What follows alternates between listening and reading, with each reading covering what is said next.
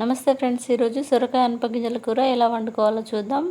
ముందే గ్యాస్ పైన ఒక పాత్ర పెట్టుకొని తగినంత ఆయిల్ పోసుకొని ఆవాలు, జీలకర్ర, పచ్చిమిర్చి, అల్లం వెల్లుల్లి పేస్ట్ వేసుకొని ఫ్రై చేసుకోవాలి.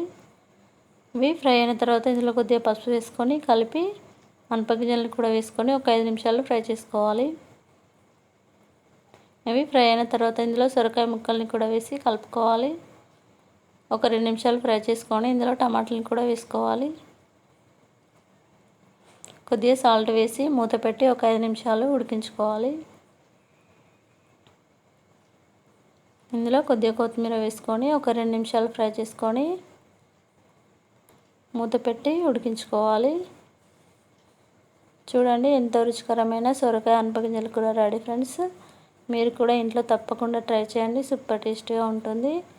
ఎలా ఉందో కామెంట్ చేయండి ఫ్రెండ్స్.